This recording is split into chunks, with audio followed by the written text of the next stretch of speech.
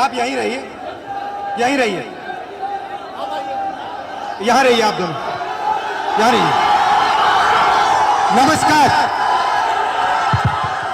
एक सेकंड शांत हो जाए। सबसे पहले मैं आप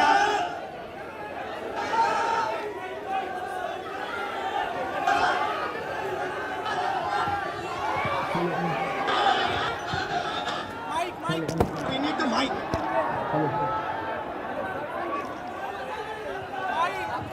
Hello.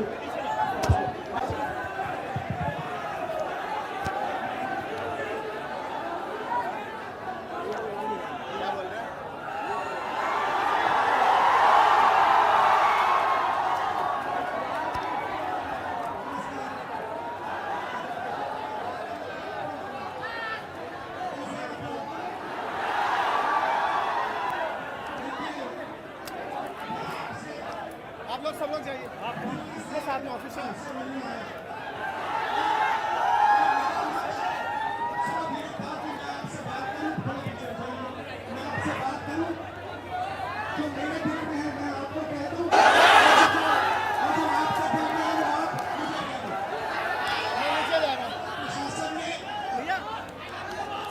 पूरी तरह रोकने की कोशिश की, और मैं पीछे के रास्ते से आपके यहां आ गया। देखिए, दलित, पिछड़ा वर्ग, अति पिछड़ा वर्ग, आदिवासी वर्ग, आपके खिलाफ इस देश में 24 घंटा अत्याचार होता है। आपको दबाया जाता है, आपको शिक्षा के सिस्टम में रोका जाता है, आपके खिलाफ पेपर लीक किया जाता है और आपके करियर को रोकने के लिए, खत्म करने के लिए किया जाता है। हमने 3 मांगे की हैं। सबसे पहले जाति जनगणना, सही तरीके का जाति जनगणना जो हमने तेलंगाना में किया। दूसरी बात, कानून, हिंदुस्तान का कानून है कि प्राइवेट कॉलेजेस और यूनिवर्सिटीज में आरक्षण होना चाहिए, और ना नरेंद्र मोदी ना बिहार की सरकार उस कानून को लागू कर रही है। इसीलिए हम उन पर दबाव डालेंगे, और जब तक, मैं बता रहा हूं, जैसे मैं यहां आया हूं ना, रोक नहीं पाए, वैसे ही नहीं रोक पाएंगे जब तक इन्होंने प्राइवेट इंस्टीट्यूशंस में रिजर्वेशन नहीं किया, तब तक हम आगे बढ़ते जाएंगे, लड़ते जाएंगे। क्योंकि आप 90% हो, आप अपनी स्ट्रेंथ समझो। आपको भटकाकर, डराकर, दबाकर, आपके ध्यान को इधर उधर करके आपको रोका जाता है। इस देश में आपके लिए कोई जगह नहीं है। 90% के लिए इस देश में कोई रास्ता नहीं है। आप ब्यूरोक्रेसी को देखो, सीनियर ब्यूरोक्रेसी में आपके कितने लोग, 0। आप कॉर्पोरेट इंडिया को देखो, कॉर्पोरेट इंडिया में आपके कितने लोग, 0। आप हाई कोर्ट देखो, आपके कितने लोग, 0। आप एजुकेशन सिस्टम के मालिकों को देखो, मेडिकल सिस्टम के मालिकों को देखो, आपके लोग कितने, 0। मगर मनरेगा की लिस्ट निकालो, आपके लोगों से भरी हुई है। मजदूरों की लिस्ट निकालो, आपके लोगों से भरी हुई है। सारे के सारे कॉन्ट्रैक्ट, सारा का सारा धन 5-10% के हाथ में जाता है, और आपको उल्टी सीधी बात बताकर आपके ध्यान को इधर उधर कर दिया जाता है। आपको एक साथ खड़ा होना है, और 3 मांगे हैं। पहली मांग जाति जनगणना, दूसरी मांग प्राइवेट इंस्टीट्यूशंस में, प्राइवेट स्कूल्स और कॉलेजेस में रिजर्वेशन, अति पिछड़ा का, ओबीसी का, दलित का, आदिवासी का। तीसरी बात, SC ST सब प्लान जो आपका पैसा है, जो आपको नहीं दिया जाता है, आपको वो दिया जाना चाहिए। ये 3 चीजें कहने में आपसे आया था। और ये बात समझिए, आप एक बात समझिए, बिहार की पुलिस ने अभी मुझे रोकने की कोशिश की, रोक नहीं पाई। पता है क्यों नहीं रोक पाई? नहीं, इसलिए नहीं रोक पाई क्योंकि आपकी शक्ति मेरे पीछे है। आपकी शक्ति मेरे पीछे है, इसीलिए कोई, दुनिया की कोई शक्ति उसको रोक नहीं सकती है। हमने कहा, हमने नरेंद्र मोदी से कहा, पार्लियामेंट में कहा, तुम्हें जाति जनगणना करना पड़ेगा। हमने उससे कहा कि तुम्हें संविधान को यहां माथे पर लगाना पड़ेगा। नरेंद्र मोदी जी ने आपके दबाव से डरकर जाति जनगणना हिंदुस्तान में घोषित किया है। आपके दबाव से डरकर उन्होंने कॉन्स्टिट्यूशन अपने माथे पर लगाया है, मगर वो लोकतंत्र के खिलाफ है, संविधान के खिलाफ है, जाति जनगणना के खिलाफ है। और जो 90% हिंदुस्तान की गरीब आबादी है, अति पिछड़ा, दलित, आदिवासी, माइनॉरिटीज, ये इन सब के खिलाफ है। ये अदानी अंबानी की सरकार है, ये आपकी सरकार नहीं है। आपने इतने प्यार से मेरी बात सुनी, इसके लिए आप सबको दिल से बहुत बहुत धन्यवाद। मैं जानता हूं SC ST अति पिछड़ा हॉस्टल्स में यहां क्या होता है। मैं आपको गारंटी देता हूं, जैसे ही हिंदुस्तान में सरकार आएगी, जैसे ही बिहार में हमारी सरकार आएगी, हम ये सारा का सारा बदल देंगे और आपके लिए जो होना चाहिए वो करके दिखाएंगे।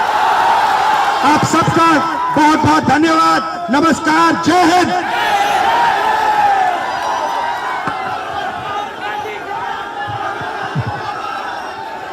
जय भीम, जय भीम, जय भीम। Thank you. जय भीम, और ताकत से जय भीम। नमो बुद्धाय। जय भीम, जय भीम।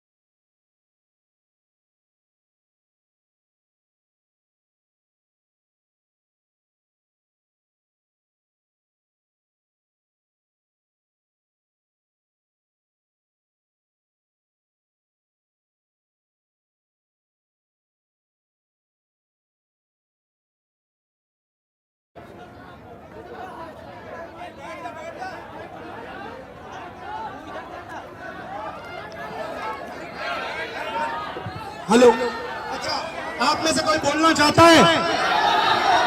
आ जाओ, आ जाओ।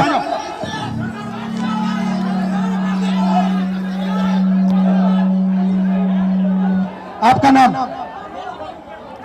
प्रदीप सर, प्रदीप। यहाँ पे आपके हॉस्टल में क्या हालत है, थोड़ा बताइए मुझे।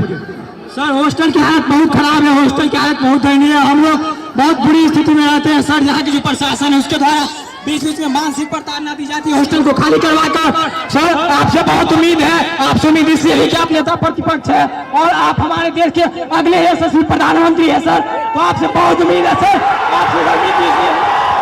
आपसे आपके साइड से, आप सबके साइड से लोकसभा में मैं कौन सा मुद्दा उठाऊं?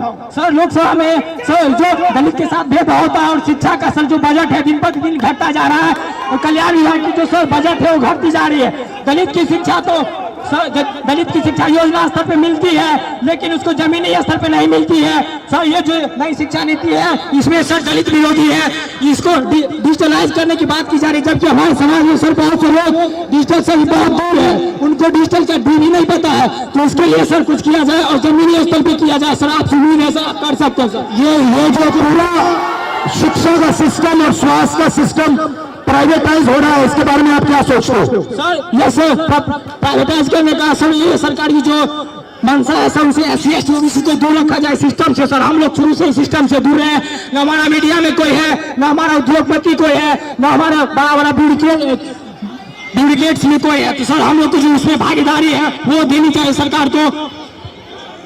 मीडिया के बारे में बताइए थोड़ा। सर जो मीडिया गोदी मीडिया है, गोदी मीडिया से हम लोग को दिखाती नहीं है, हमारा लोग मेन स्ट्रीम मीडिया में है नहीं, तो हम लोग चाहते हैं कि हम लोग का भी मीडिया का प्रतिनिधित्व हो। और सर दरभंगा में जर्नलिज्म के लिए कॉलेज हो, जर्नलिज्म के लिए कॉलेज नहीं है, हम लोग जर्नलिज्म करना भी चाहते हैं, तो वो प्लेटफॉर्म नहीं मिलती है। सर इसकी हाई एजुकेशन फीस इतनी होती है कि हमारे लिए फीस पे नहीं कर पाते हैं, इसलिए हम लोग कोर्स नहीं कर पाते हैं। सर यूनिवर्सिटी में जो है कोर्स समय पर नहीं होता है, यूनिवर्सिटी में जो है सर बहुत फीस। आप क्या पढ़ते हो? सर मैं अभी DLED कर रहा हूँ सर, सेकेंड ईयर में बाइट माधोपट्टी का हंगा से। कैसा चल रहा है? सर DLED तो ठीक चल रहा है, लेकिन सर आगामी TRE 4 है जिसमें 23-25 वालों को मौका मिले, इसके लिए भी हम लोग प्रोटेस्ट किए हैं सर, कर रहे हैं सर। और माता पिता क्या करते हैं? भाई बहन कितने हैं? सर मेरे माता पिता सर, मम्मी तो गृहिणी है, पापा एक मामूली ड्राइवर है सर, पापा जो है 300-400 दिहाड़ी पे काम करते हैं। सर हम लोग बहुत गरीब तबके साथ हैं, अगर ये हॉस्टल नहीं होती तो हम लोग को एक ऐसा प्लेटफॉर्म नहीं मिलता, हम लोग नहीं पढ़ते, इसलिए ये हॉस्टल है। और सर एक और मांग आपसे हम लोग करना चाहेंगे कि सर ये हॉस्टल है, हम लोग यहाँ मैट्रिक इंटर ग्रेजुएशन कर लेते, क्या मैट्रिक इंटर ग्रेजुएशन के लिए हम लोग को नौकरी मिलेगी? नहीं मिलेगी। तो कंपटीशन के लिए एक छात्रावास होना चाहिए, पीजी छात्रावास दलितों के लिए होना चाहिए, जिससे कि हम लोग आगे की पढ़ाई कर सके और देश के विकास में अपना योगदान दे सके। सर भाई बहन और पापा मामा से मेरी नमस्ते कर देना। Thank you brother.